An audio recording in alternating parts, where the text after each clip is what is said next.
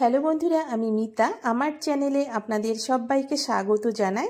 আজকে আমি একটা ভিন্ন ধরনের ভিডিও আপনাদের জন্য নিয়ে এসেছি। আশা করি আপনাদের খুব ভালো লাগবে। ভালো লাগলে অবশ্যই ফুল ভিডিওটি দেখবেন আর একটা লাইক দেবেন। আপনাদের একটা লাইক আমাকে নতুন ভিডিও বানাতে উৎসাহ জাগাবে। আজকে আমি আপনাদের জন্য নিয়ে এসেছি ঘরে থাকা উপকরণ দিয়ে খুব সহজেই বাড়িতে কিভাবে সেরেল্যাক্স বানানো যায় সেটাই আপনাদের সঙ্গে শেয়ার করব। চলুন তাহলে কিভাবে আমি সেরেল্যাক্সটা বানিয়েছি দেখে নেওয়া যাক আজকের আমার ভিডিওতে। এখানে আমি কাঠবাদাম নিয়েছি। কাঠবাদাম প্রথমে গরম জলে 10 মিনিট ভিজিয়ে রাখবো, তাহলে খোসাটা উঠে যাবে। এখানে আমি শুধু কাঠবাদাম ব্যবহার করেছি, আপনারা চাইলে কাজু বাদাম কিংবা চীনা বাদাম ব্যবহার করতে পারেন। আর নিয়েছি মুগ ডাল। এখানে 1 বাটি মুগ ডাল নিচ্ছি। আমি একই বাটিতে করে চাল, ডাল, গম সমানভাবে নেবার জন্য একটা বাটি ব্যবহার করেছি। 1 বাটি মুগের ডাল, 1 বাটি মসুর ডাল দিলাম। এখানে হাফ বাটি ছোলার ডাল দিলাম।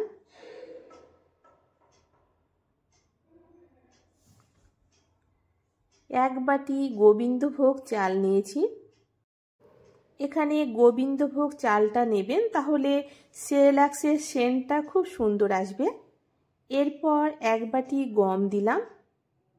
একই বাটিতে করে আমি চাল ও ডাল মেপে নিয়েছি, তাহলে পরিমাণটা একদম পারফেক্ট হবে। এরপর 3 থেকে 4 বার জল দিয়ে ভালো করে ধুয়ে নেব।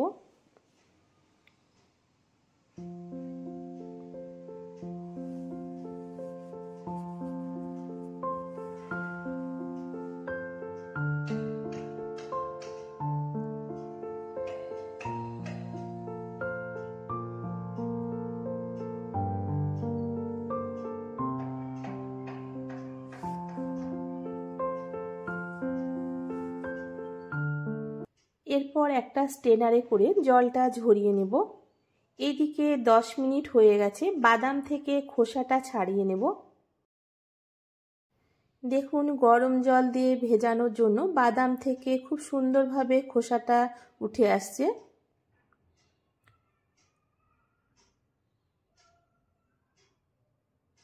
এরপর চাল, ডাল ও বাদাম রোদ্রে দেবার পর ভালো করে শুকিয়ে নেব।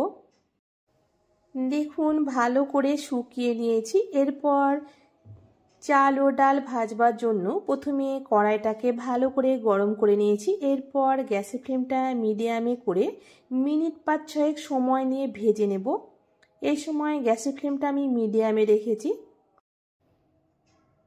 এখানে মিনিট 5-6 সময় নিয়ে ভাজলেই হয়ে যাবে, বেশি কড়া করে ভাজতে হবে না, তাহলে মুড়ি ভাজবার মতো হয়ে যাবে, ভালো লাগবে না সেরেল্যাক্সটা খেতে।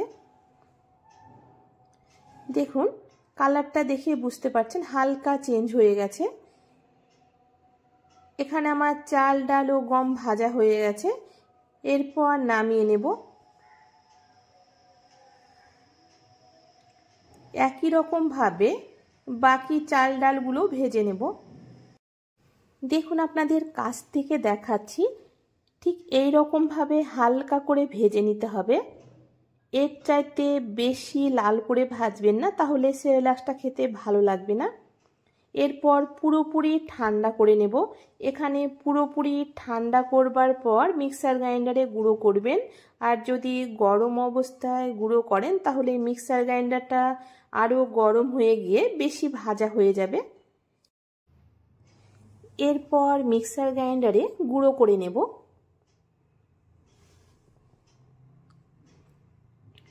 দেখুন, ঠিক এইরকম গুঁড়ো করে নিতে হবে। দেখুন, সেরেল্যাক্স বানানো হয়ে গেছে, ঠিক ময়দার মতো হয়ে গেছে, একটু হালকা দানা দানা হয়ে থাকবে। আর আপনাদের বাচ্চা যদি দানা দানা খেতে পছন্দ না করেন তাহলে আরেকটু বেশি করে ময়দাটা গুঁড়ো করে নেবেন।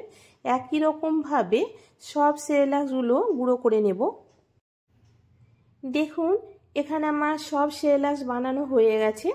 এরপর আমি সেরেল্যাক্সটা রান্না করে আপনাদেরকে দেখাচ্ছি। রান্না করবার জন্য আমি একটা বাটিতে হাফ গ্লাস জল নিয়েছি। এরপর 2 চামচ সেরেল্যাক্স দিলাম। এরপর গ্যাসের ফ্লেমটা মিডিয়ামে করে মিনিট 3-4 রান্না করে নিলে সেরেল্যাক্স সম্পূর্ণ হয়ে যাবে। ঠিক এই রকম অবস্থায় গ্যাসটা বন্ধ করে দেব। দেখুন ঠান্ডা হওয়ার পর কতটা ঘন হয়ে গেছে। আমি তো বাড়িতে এইভাবে সেরেল্যাক্স বানাই, আপনারা একবার এইভাবে সেরেল্যাক্স বানিয়ে দেখুন, খুব ভালো লাগবে। ভালো লাগলে অবশ্যই কমেন্ট করে জানাবেন। আজকের মতো এই পর্যন্ত, দেখা হচ্ছে পরবর্তী ভিডিওতে। ততক্ষণে সবাই ভালো থাকবেন, সুস্থ থাকবেন। ধন্যবাদ বন্ধুরা আমার আজকের এই ভিডিওটি দেখার জন্য।